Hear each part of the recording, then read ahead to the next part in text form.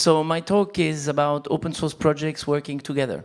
So let's go. So very quickly, for those who don't know me, I'm the CEO of XWiki. XWiki is a company that has been for 20 years doing open source. We're a French and European independent company. We didn't raise any money, self-funded, have majority ownership with all the employees. XWiki is doing more than €5 million revenue.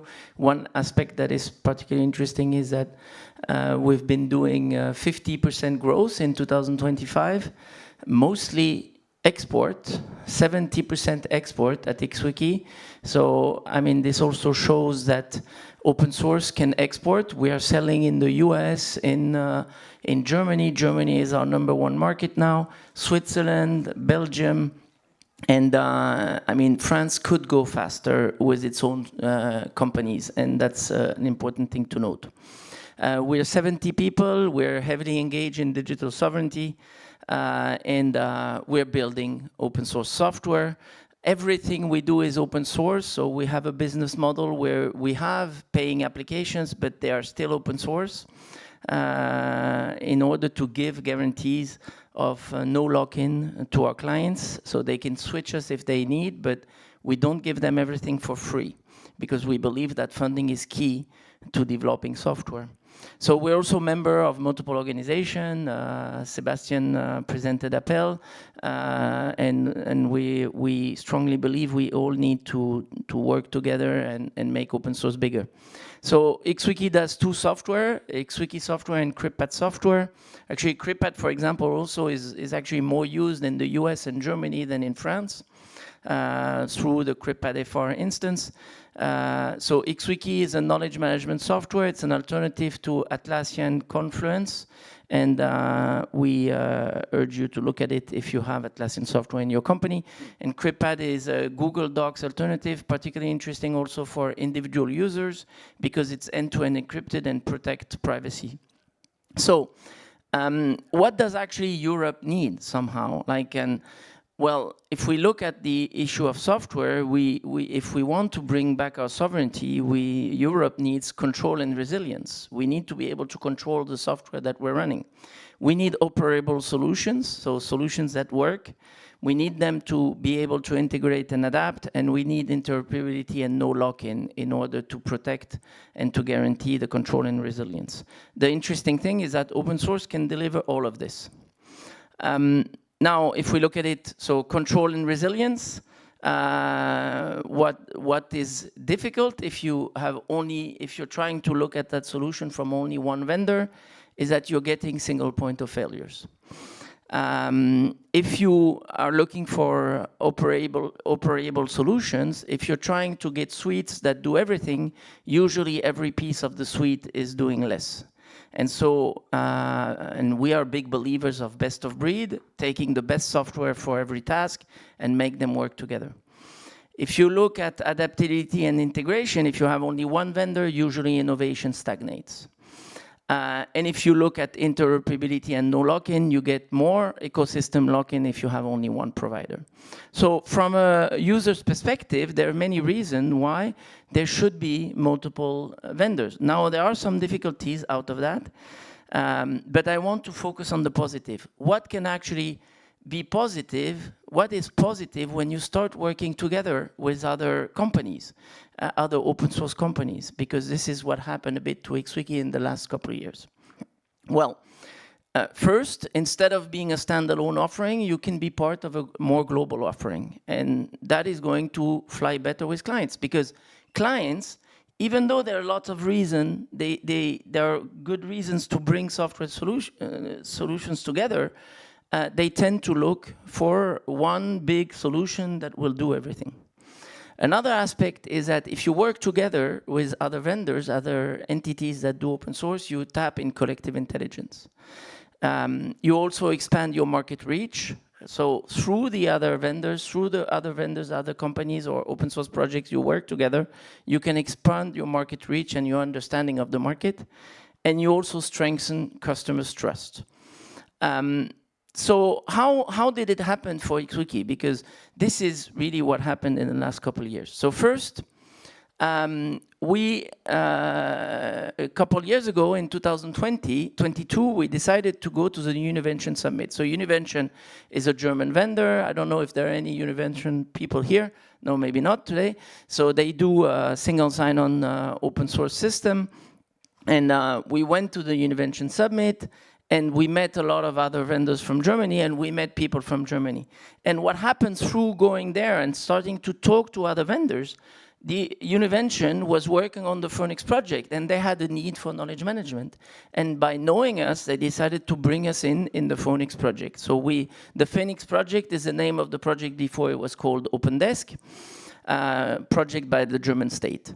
And since that moment, we've been working with 8 other vendors that are all part of that Phoenix project. I put screenshots: Nextcloud, Univention, Open Project, Element, Open Exchange, Collabora, Nordeck. So, and we started working with them.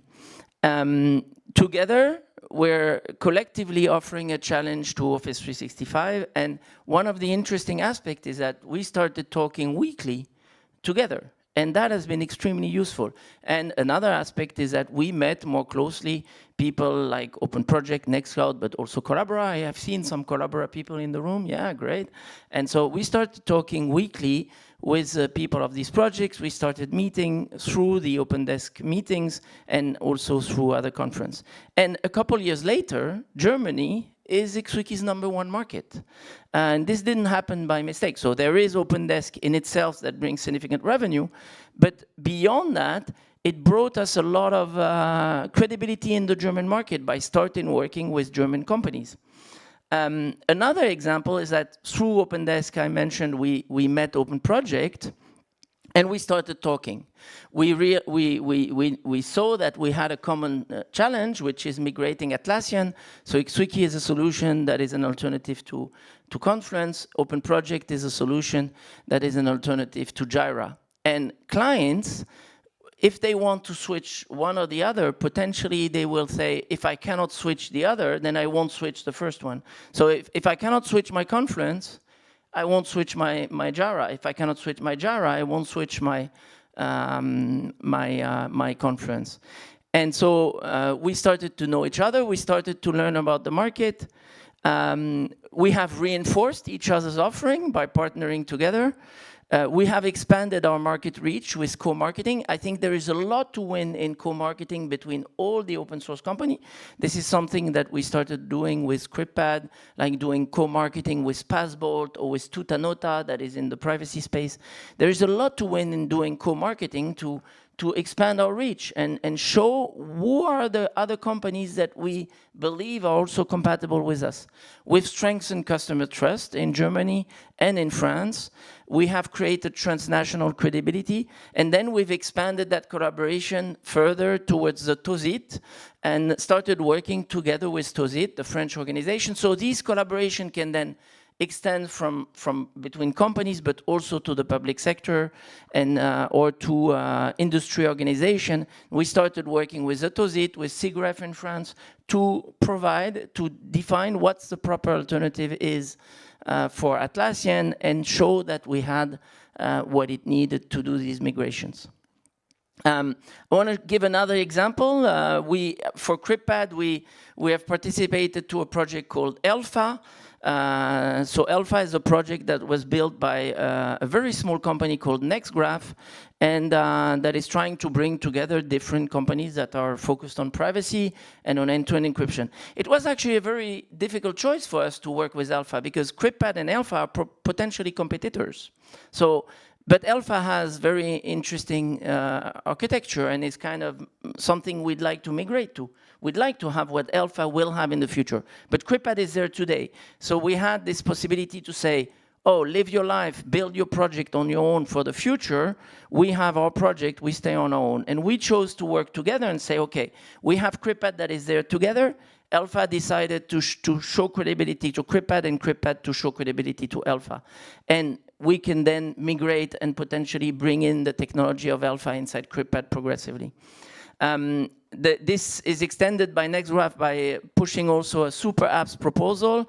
So I cannot talk too much about all the companies that are part of super apps, but they proposed their project in April to the European community, and bringing in also a lot of more open source company to try to work together towards European funding. And by working together and by doing these projects together, whether they are public funding like Europe, or whether it is commercially by doing common offers, you're reinforcing each other's credibility. And globally, open source is stronger, and resilience is also greatly increased. But there is more. I mean, these were just 2 examples that I talk about out of XWiki, 3 examples out of XWiki, but we have also, I mean, Nextcloud, for example, does great partnership for years with Collabora, and this has been extremely useful. Nextcloud has built partnership with open projects. We've built partnership with Nextcloud. Nextcloud sold XWiki in Germany to the Schleswig-Holstein government, for example. We've done co-marketing between XWiki Passbolt, CryptPad Tutanota, and I think there's plenty of examples like that. There can be partnership that can go beyond open source, so we can also not necessarily limit ourselves to partnership out of open source. Tutanota is not fully open source. They have their clients open source, but server-side is not fully open source. We can still do co-marketing because we have common interest as small companies in the privacy space. In France, we've done partnership with the France 230 projects, and there is the Eurostack initiative and Eurostack bundles where there can be also partnership that go beyond open source. Another example is EuroOffice, where multiple open source companies are going together to fork the OnlyOffice software to bring more security to it. And bring a fully Europe-based solution. And this is also a lot of European open source companies working together. Industry associations are obviously the great place of collaboration, has always been. And each of these initiatives are participating to build a virtual circle. So we have to push them and continue to push toward that. Users and governments can also join. I see Tozit and with the initiative they had on the Atlassian alternative, a real strong sign where users of open source, companies that are users of open source, can also join collaboration with companies and work together. So it's a great place. OpenDesk, from my point of view, is obviously also very great because it really fosters collaboration where there is win-win between government and companies. So in the OpenDesk project and built by Zendesk, there is the German government putting money, but they also bring companies in and make sure that the companies can develop and invest in the software, and that creates a virtual circle. I believe that when it comes to government and private sector collaboration, it's key, but it's very important to have a private sector. We can't just, we need to have a private sector that can export. I mean, the fact, if our own government builds software, gives money to a French company, then this company can then export. And this is true for Germany. This is true for the other countries too. So there is a possibility to export in Europe and outside Europe. The Eurocommons initiative from the Caisse des Dépôts is also very interesting in trying to organize also some collaborations between the public sector and the private sector. It has yet to be seen exactly how it's going to be organized, but it sounds also promising there that there can be a great collaboration in the whole open source sector. There are some challenges in this. So when you collaborate, and this is what we learned also, is that there can be business models that differ. And in OpenDesk, we had to work together. We had even to define a price together between 8 companies that are not having exactly the same business model and the same approach. Like some companies had public prices that were quite high and then discounting significantly in the sales process. Some other companies had like everything public, all my prices are public, with very little discount in the public sales process. And when you negotiate a common price for a bundle, it was not so easy. Some companies have some open core in their model, others have not open source. And we had a few choices. We could say, we can't do that. We're not exactly the same. We can't work together because we're not the same. And I think we need to have some openness here.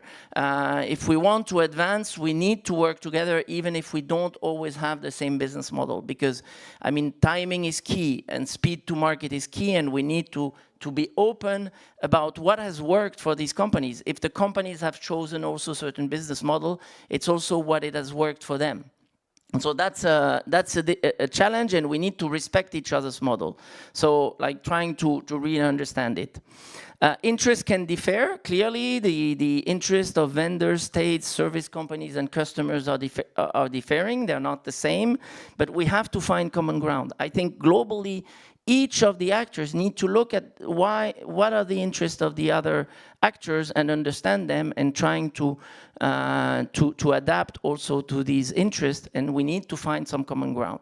If we want to have vendors that are investing in developers, we need to look at what are their constraints and what makes them exist and what makes them successful.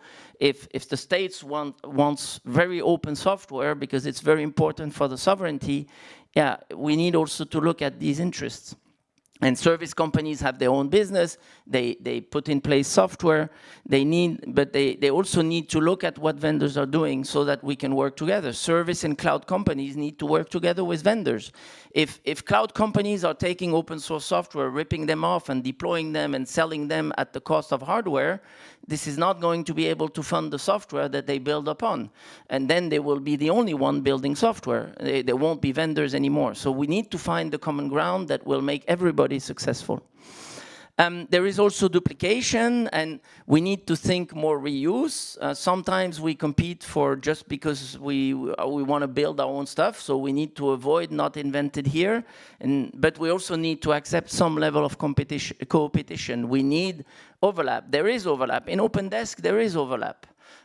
Between different vendors. We need to accept some level of competition and some overlap, but we also need to avoid really the not invented here thing and build upon what already exists.